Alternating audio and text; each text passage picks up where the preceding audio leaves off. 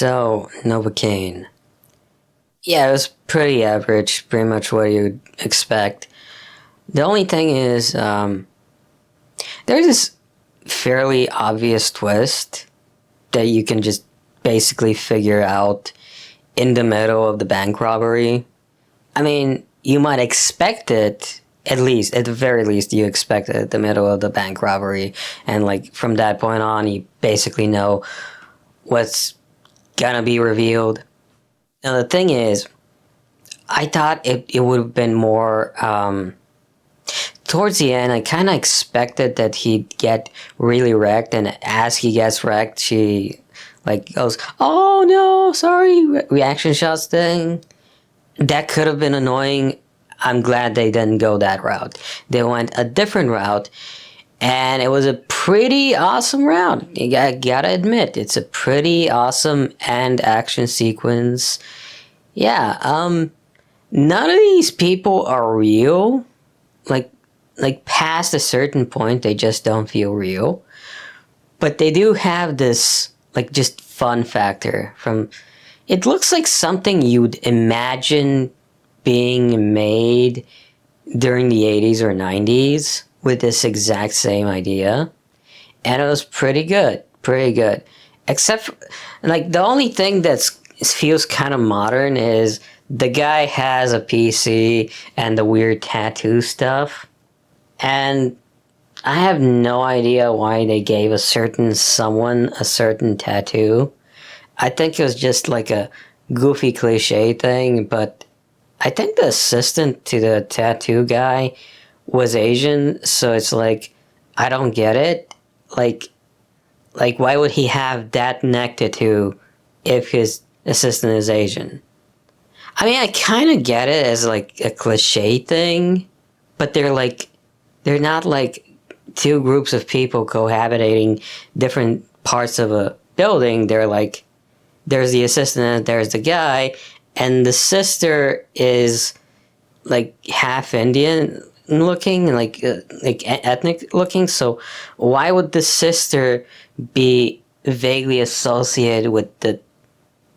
Yeah, some of the logic like pretty blatantly falls apart.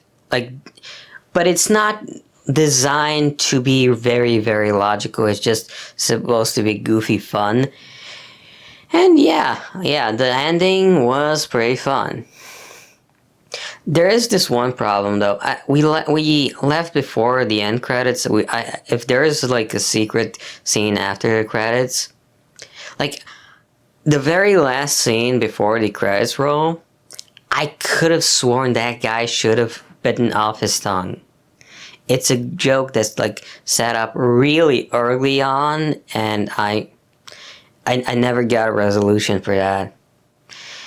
Also, I think she'd get at least a year and a half, maybe 2 years later type of thing.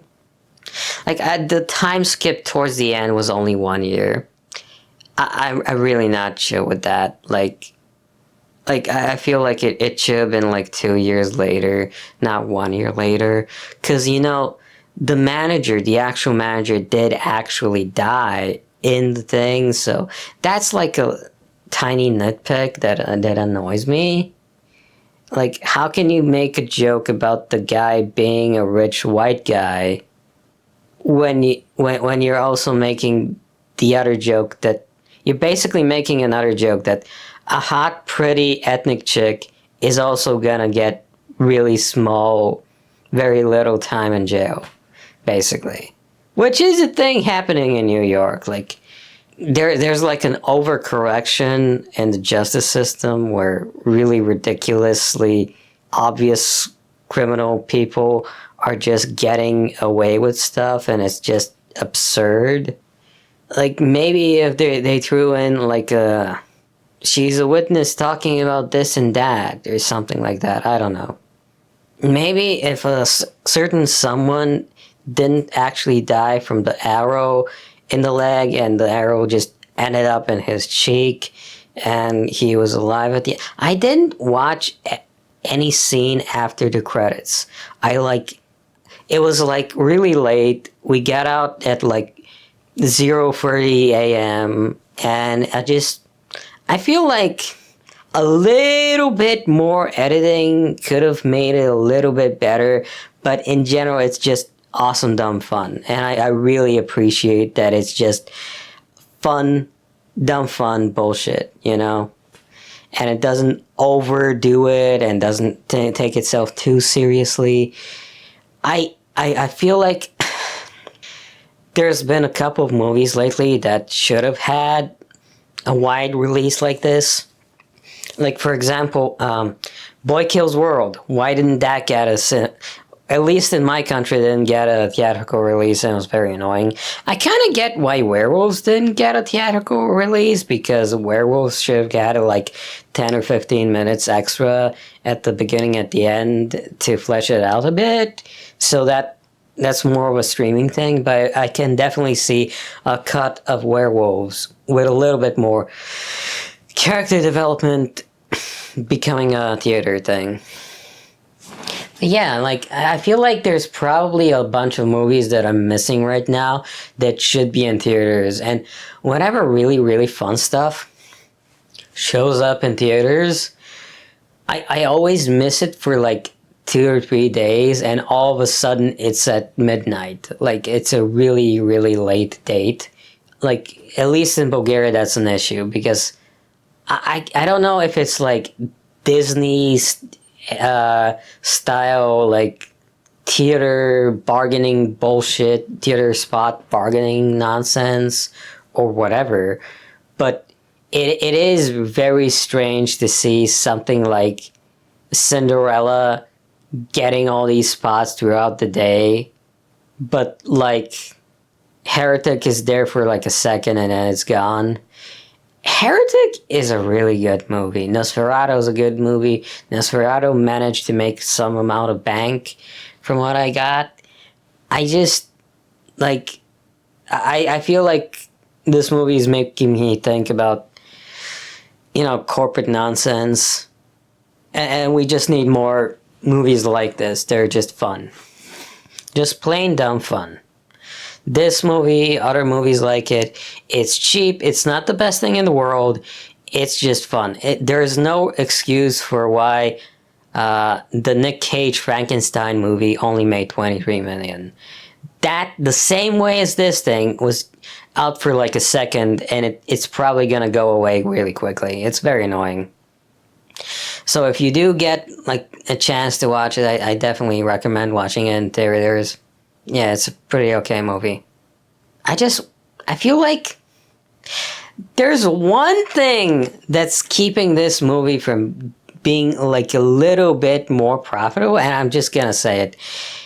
There should have been a sex scene. Like, more of a sex scene. That, like, a sex scene that shows skin. Like, a lot of celebrities complain about sex scenes being everywhere, but those sex scenes are just ugly things. There's barely any sex scenes anymore. That's another problem with today's movies. Like, there's no possible reason why you wouldn't have sexy scenes. Like everybody knows that they're gonna make a lot more money. Everybody knows that all the chicks are gonna be asked to pose for Playboy or Maxim magazine or whatever. There's no reason. There's just no reason. It's an unnecessary PG-13 rating. I don't know what it's rated at, actually. It's like trying to make everything a little bit more PG-13, but everybody goes to these things to get more, to watch blood and gore, so why would you make a PG-13? That's ridiculous.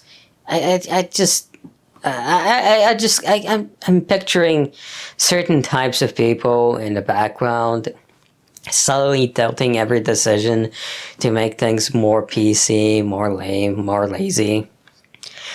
But, like, really, why the fuck would you have Amber Midthunder in this movie and not have her show some skin? Like, Novocaine kind of showed a little bit of skin. That's the thing. That's weird. Like, I mean, come on. But make it a little bit more sexy next time. I'm pretty sure sooner or later someone's gonna make a sequel of this because it's cheap, dumb fun. And everybody seems likable. I really think they should show some skin, a little bit more skin in the next one. And that's pretty much about it. I can't really think of anything else to say. It's just, it's okay. It's a fun, dumb watch. Go watch it.